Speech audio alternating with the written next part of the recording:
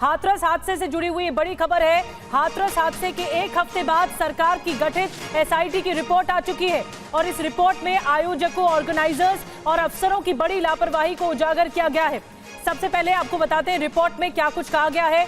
हाथरस हादसे पर एसआईटी ने जो रिपोर्ट सौंपी है उसमें आगरा एडीजी, अलीगढ़ कमिश्नर ने इस रिपोर्ट को तैयार किया। एसआईटी ने कुल 128 लोगों के बयान इसमें दर्ज किए हैं। इस बारे में जिक्र है रिपोर्ट में अफसरों पर गंभीर आरोप तक लगाए गए हैं। तो एसआईटी ने सरकार को रिपोर्ट सौंपी है और ये बहुत महत्वपूर्ण रिपोर्ट है हाथरस हादसे पर। और आइए आपको बताते हैं हाथरस हादसे पर एसआईटी रिपोर्ट में क्या क्या है। भीड़ को लेकर पहली बड़ी बात, भीड़ को लेकर पर्याप्त इंतजाम नहीं किए गए थे, ये एसआईटी ने कहा अपनी रिपोर्ट में। दूसरी बड़ी बात, इंतजाम होते तो मौत का आंकड़ा कम हो सकता था। तीसरी बड़ी बात, भोले बाबा की किसी गलती का जिक्र नहीं है रिपोर्ट में, एसआईटी की रिपोर्ट में नहीं है जिक्र। और चौथी बड़ी बात, भगदड़ के लिए आयोजक जो हैं, ऑर्गेनाइजर्स हैं, वो दोषी हैं क्योंकि उन्हीं की वजह से भगदड़ हुई, ये रिपोर्ट में कहा गया है। पांचवी बड़ी बात, अनुमति से ज्यादा लोग बुलाए गए। छठवीं बड़ी बात, अफसरों ने मौके का मुआयना नहीं किया, ये भी कहा गया रिपोर्ट में। सातवीं बड़ी बात, दोषी पाए कर्मचारियों के खिलाफ कार्रवाई संभव है। तो कर्मचारियों पर आरोप है इस रिपोर्ट में, आयोजकों पर आरोप है। और एक और बड़ी खबर इस बीच, हाथरस हादसे पर सरकार की बड़ी कार्रवाई, एसडीएम और सीओ समेत 6 अफसर निलंबित कर दिए गए हैं। बड़ा एक्शन दिखाया सरकार ने, सिकंदरा राव के एसडीएम और सीओ निलंबित कर दिए गए हैं। एसआईटी की रिपोर्ट के आधार पर यूपी सरकार का यह एक्शन देखने को मिला है। और एसआईटी रिपोर्ट के आधार पर 6 अफसर निलंबित किए गए हैं, लेकिन इस रिपोर्ट में बाबा की किसी गलती का जिक्र नहीं है। सबसे चौंकाती ये बात, पहले एफआईआर में भी बाबा का नाम नहीं था, अब जांच रिपोर्ट में भी बाबा का नाम नहीं है। सवाल ये है कि क्या बाबा को बचाने की कोई कोशिश हो रही है? सवाल ये भी है कि 121 लोगों की मौत का जिम्मेदार कौन है?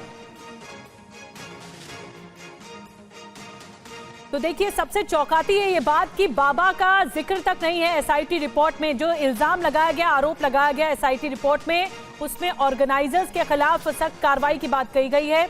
इसके अलावा जो कर्मचारी है वो भी इस पूरे मामले पर आरोपी है, ये एसआईटी में कहा गया है, लेकिन बाबा का नाम नहीं है। लेकिन बड़ी कार्रवाई यूपी सरकार ने की है। इस पूरे मामले पर निलंबित किए गए हैं, एसडीएम और सीओ समेत 6 अफसर निलंबित किए गए हैं। और हमारे साथ पंकज झा, रोविंग एडिटर, जुड़ चुके हैं, उनसे ज्यादा जानकारी लेते हैं। पंकज, एक तरफ सरकार का एक्शन है तो दूसरी तरफ एसआईटी रिपोर्ट भी सरकार को सौंपी गई।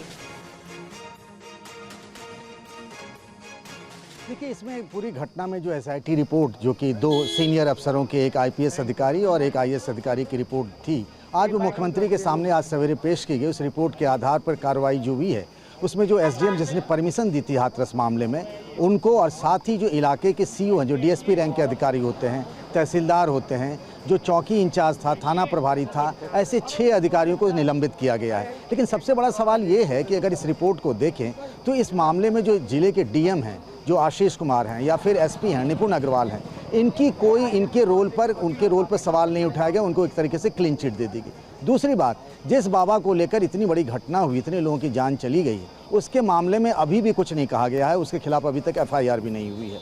दूसरी तरफ अगर रिपोर्ट को देखें तो बार बार इस बात का जिक्र किया जा रहा है कि साजिश की संभावना से इनकार नहीं किया जा सकता। अब सवाल ये है कि साजिश है अगर, तो अभी तक की जो जांच हुई है या अभी तक जो एफआईआर हुई है, उसमें ऐसा कोई साजिश करता तो दिख नहीं रहा, ना कहीं से कोई ऐसी बात आई है। तो क्या अगर इस तरह की चीज़ें हैं तो वो कौन हो सकता है?